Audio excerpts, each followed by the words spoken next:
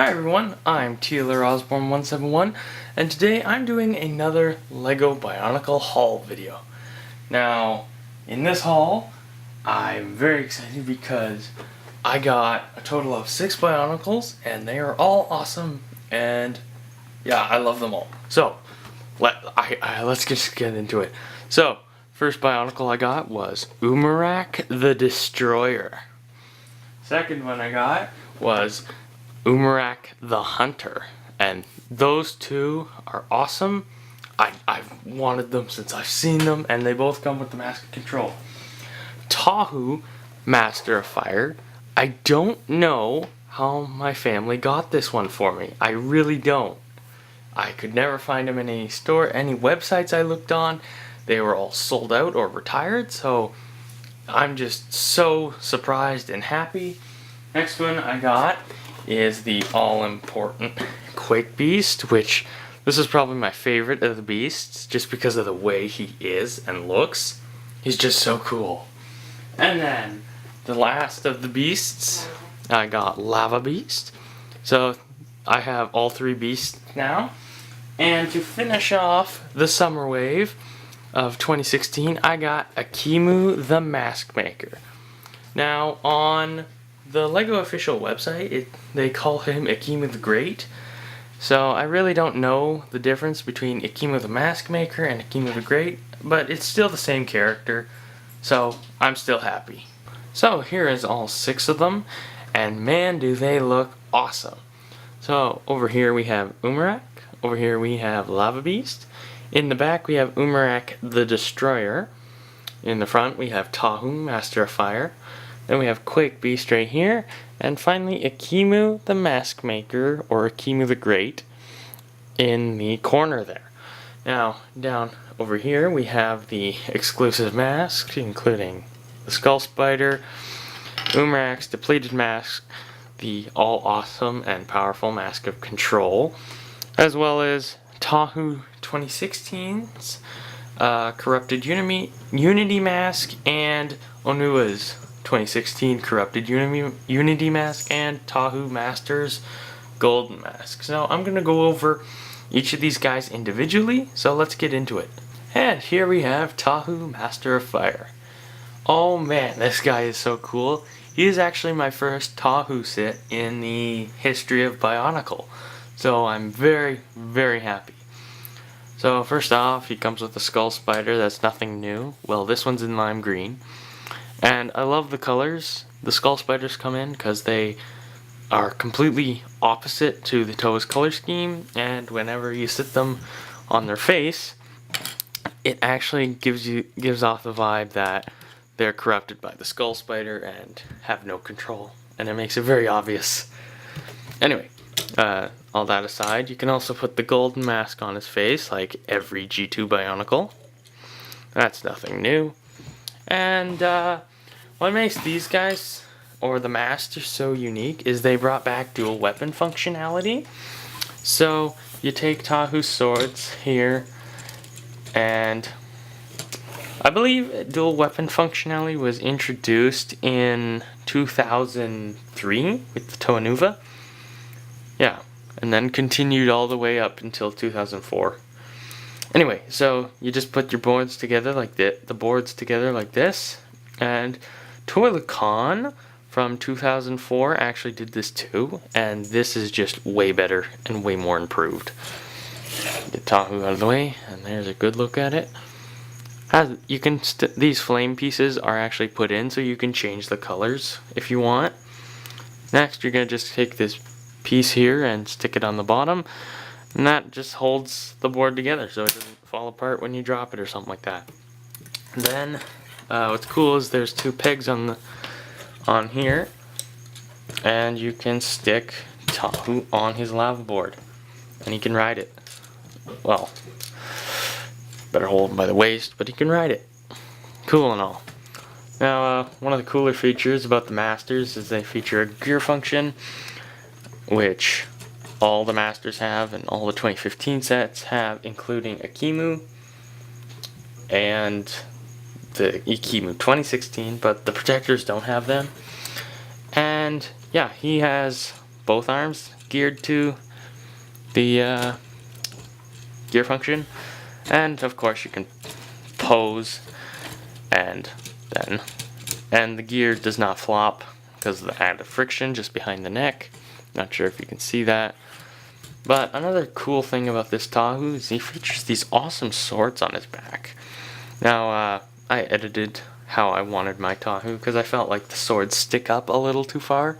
So I'm actually very happy that I could do that, and they're just downright cool to have Tahu having swords coming off his back.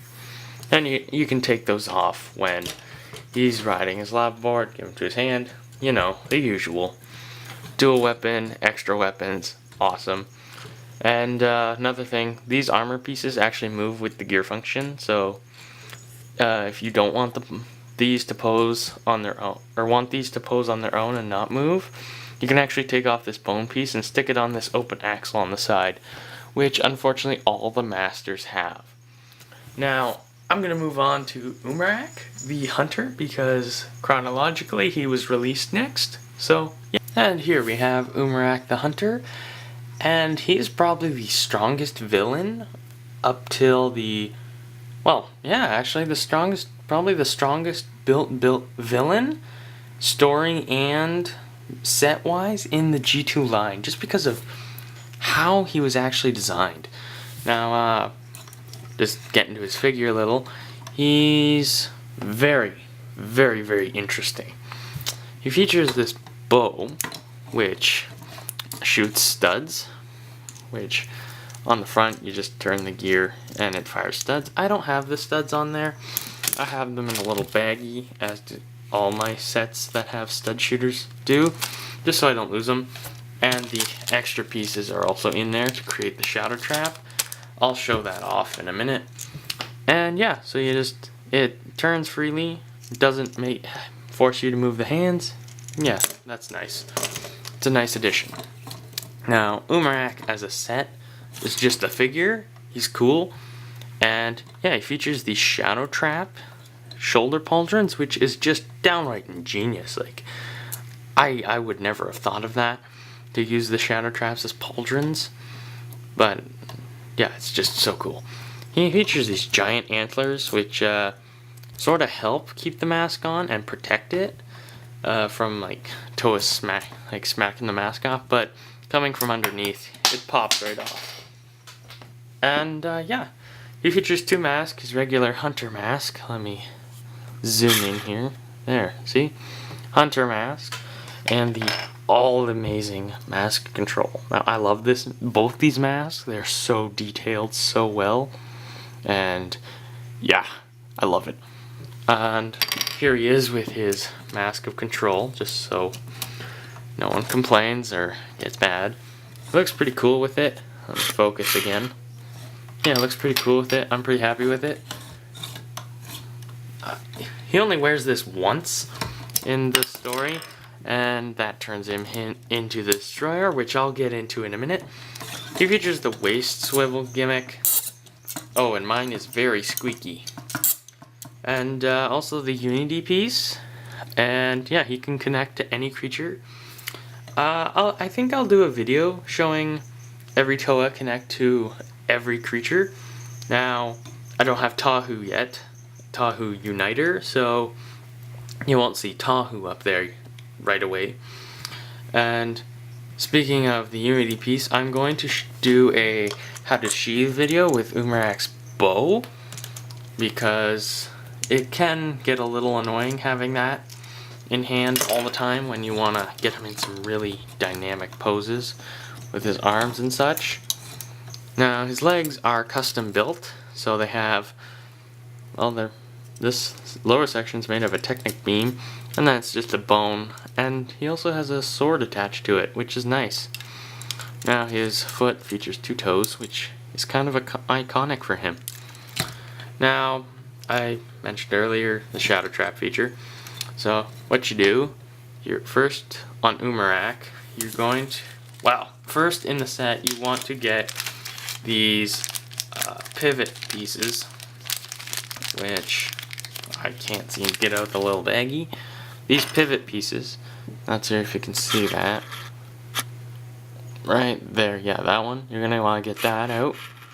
Then you're gonna want to take off his toes. Yeah, there's a little bit to it. And then you're also gonna want to take the shadow trap parts off, including the chain attached. Now, when you take off the shadow trap pieces and his toes, he does look a little wimpy, but I personally think he looks actually not too bad. It kinda tones him down a little bit, and maybe he's, I don't know, like relaxing, or took off his armor, because these are basically armor pieces. And then, let's see, what else do you have to do? Oh yes, you'll also need the, this little eyeball for the shadow trap.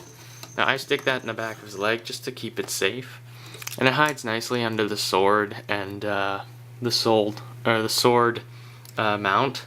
And also he comes with extra ammo, just in case. Forgot to mention that. So, yeah, once you have all these parts, you're gonna put them together. And here's the shadow trap. He's nothing too impressive. He's like every other shadow trap. He just is able to come off of Umarak.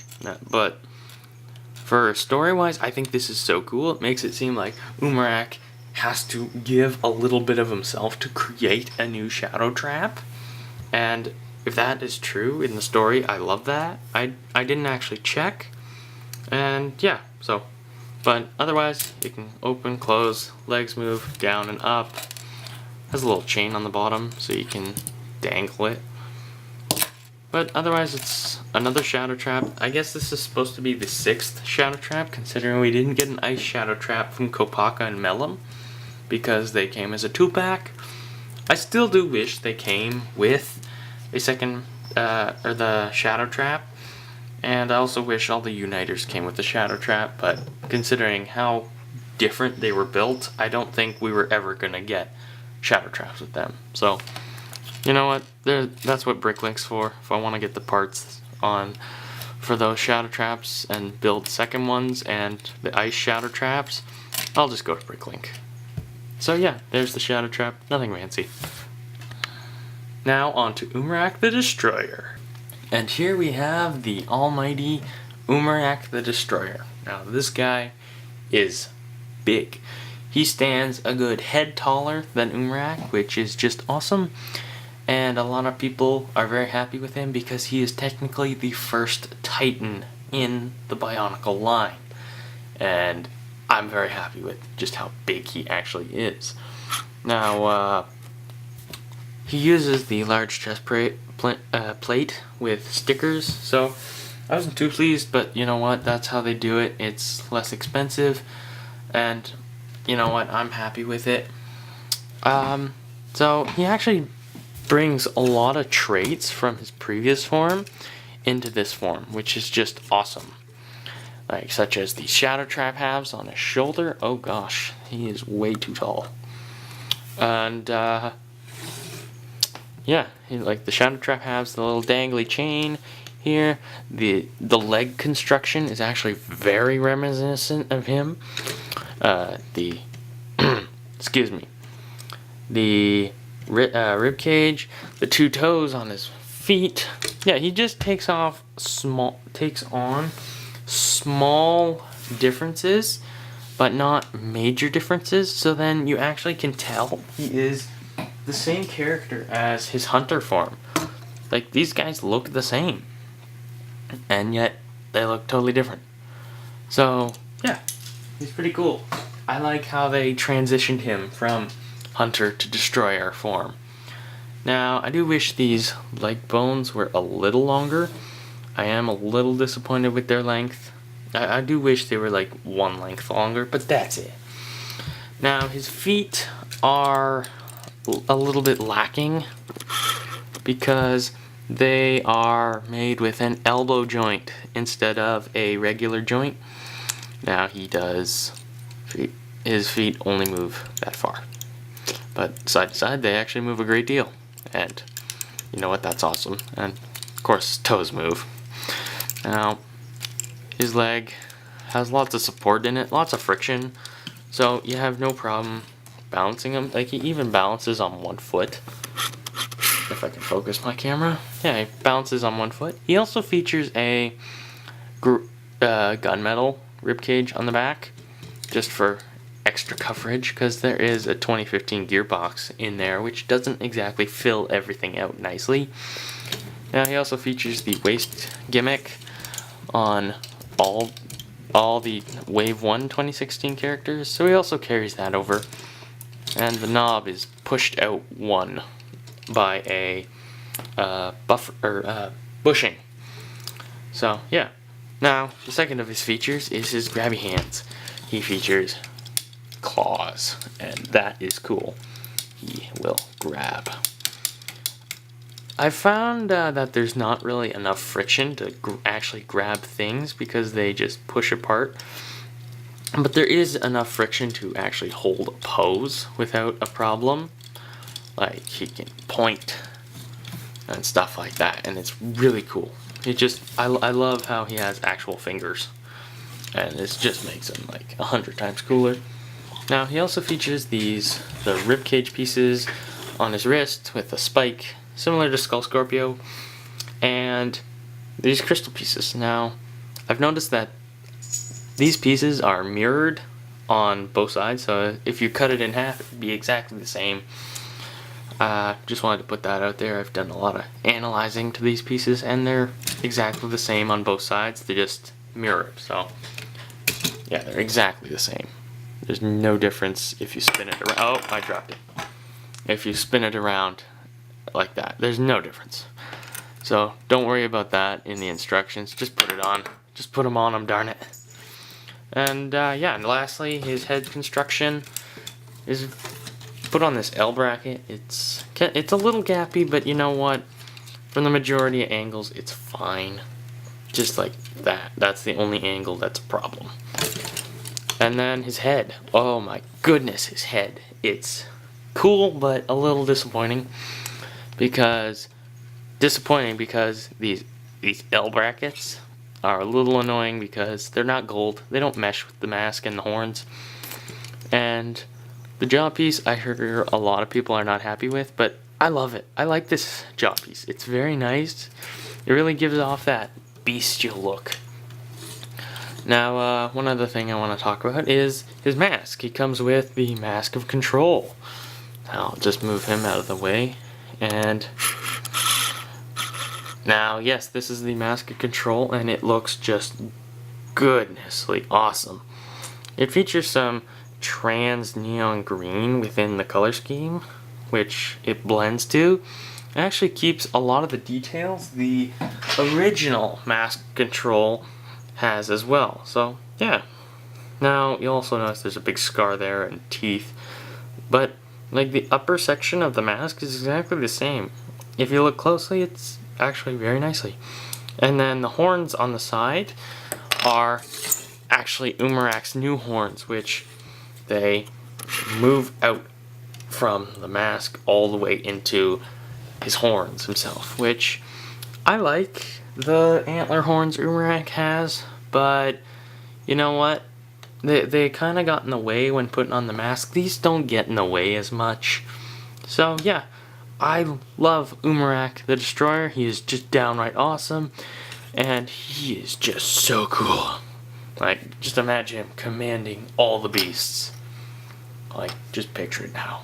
It's so cool. Okay, now let's move on to Lava Beast.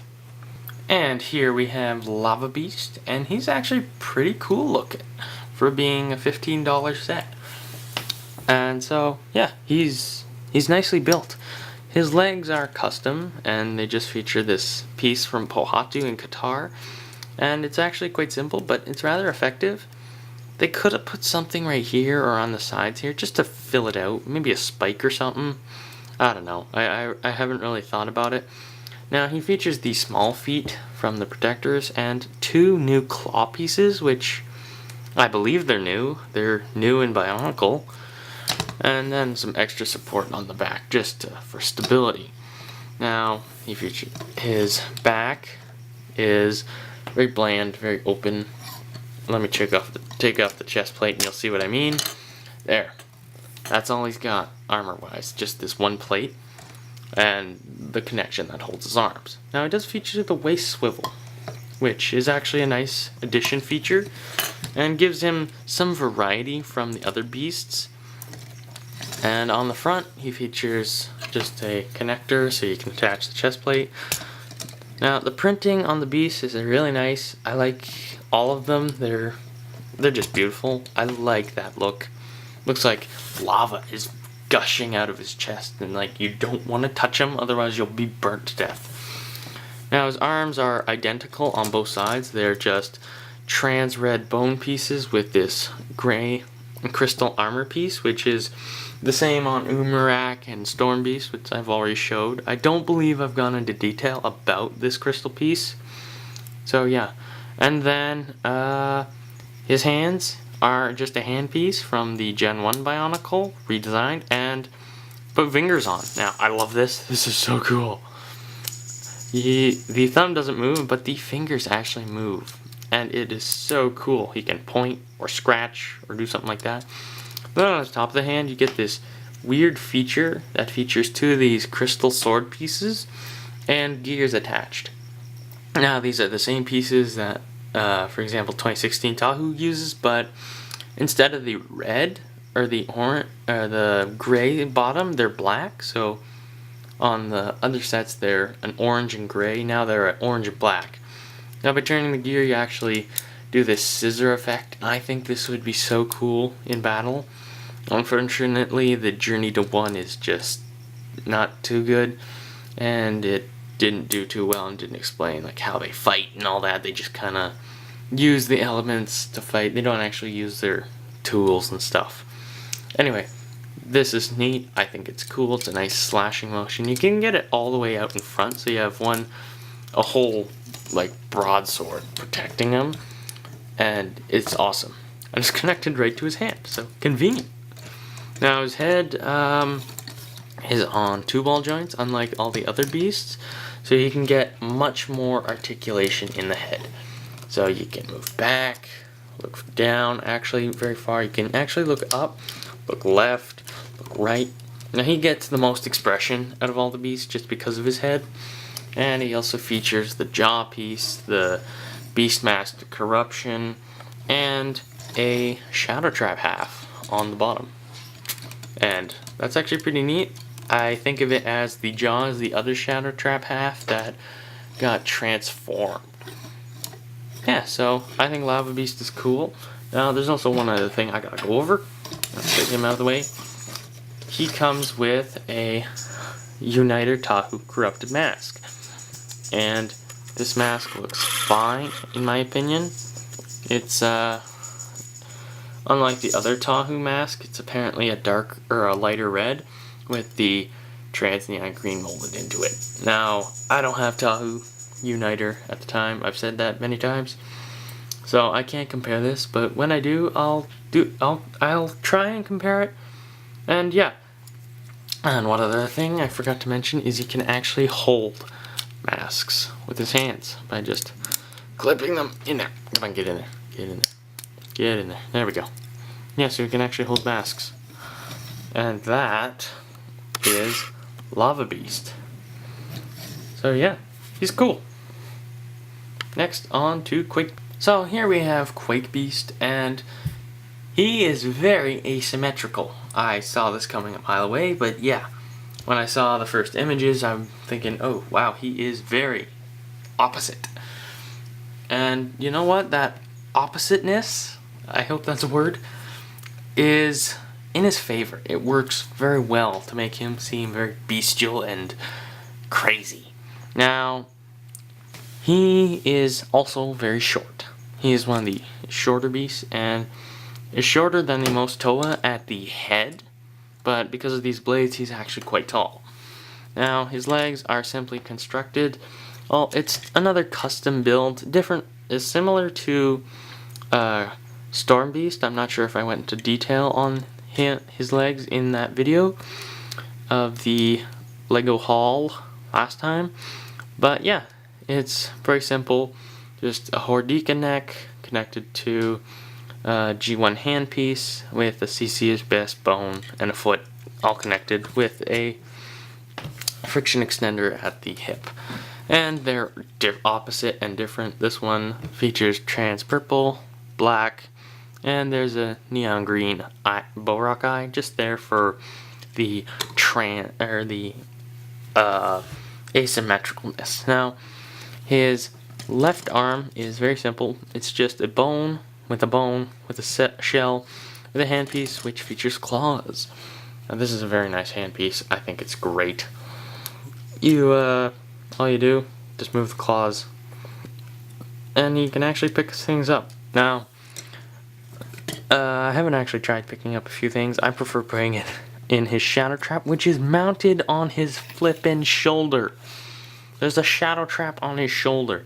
Then you can put the corrupted Onua mask, which comes with it, in there, and it shows it off kind of like a trophy, and it's awesome. And his right arm, oh, he fell. His right arm is connected to his gear function, which allows him to punch.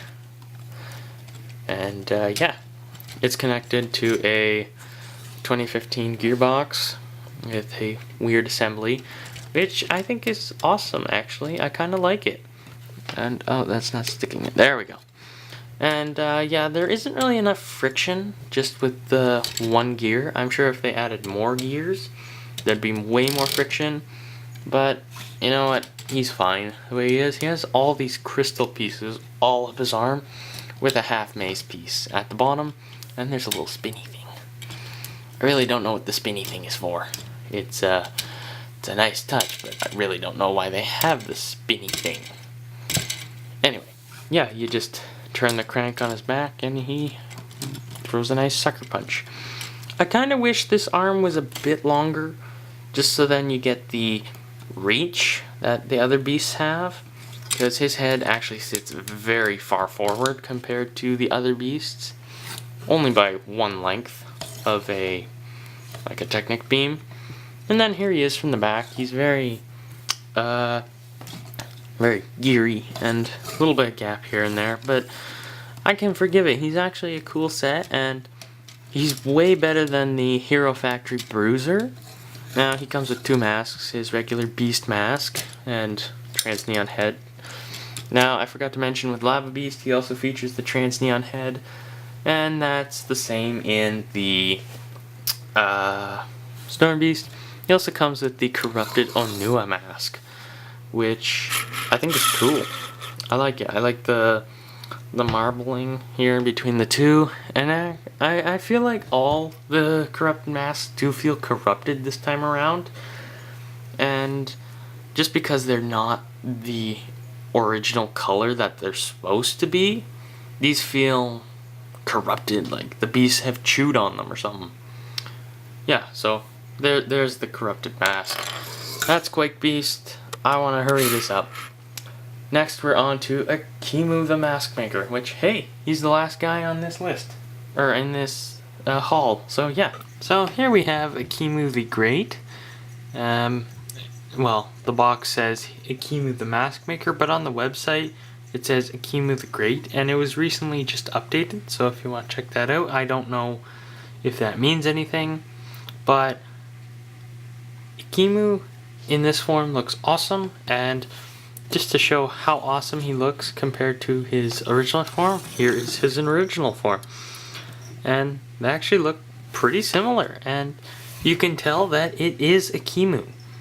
Not only by the mask creation, but how like the shoulder armor is posed, where the gold sections of the arms or shins are posed, or positioned, or placed, or designed. How the body is designed with the trans blue, and honestly I think it's a nice transition to Akimu becoming the what's the word? The temporary toe of light, which we find out in the Journey to One episodes, where Golly presumes that Akimu is the toe of light in this form, but he says no, he's not the toe of light, he's just borrowing the power of light through Agil, the hawk, or the falcon of light, I believe. Anyway, few things. You can tell the shins are the same as through both Akimus. The upper legs are the same in trans blue. This body piece has no solid gold on him. It's the same mold as a Toa from 2016, but it's now printing on the gold, and it has some nice belts and symbols. Like, you can see the Nuva symbols right there. I'm not sure if I'll be able to focus my camera on them. Yeah, you can sort of see them. They're all lined up right across there, and then Akimu gets a symbol of his own, which is a nice touch. I honestly really like that. Now, the shoulder armor is a little different. It's aimed outward instead of in toward him, and of course, he still wields his hammer, which is kind of iconic for this character, and his shield. Now, his hammer in this version doesn't shoot studs. It's just a crystal armor piece attached to the hammer. And then the saw is attached actually to his wrist instead of his hand. So he actually can wield the hammer with both hands, which is just awesome. And this version doesn't spin. Whoops. This version of Akimu's saw shield does not spin freely, where this one would spin after the fact, but still features that nice carriage wheel piece, and this version's trans blue. Now, I'm gonna get into masks and switching them up and all that in a little bit. Now, Akimu has two features. The 2016 feature where you rotate the hips, and oh, mine is squeaky, where, yeah, twist it and he goes side to side.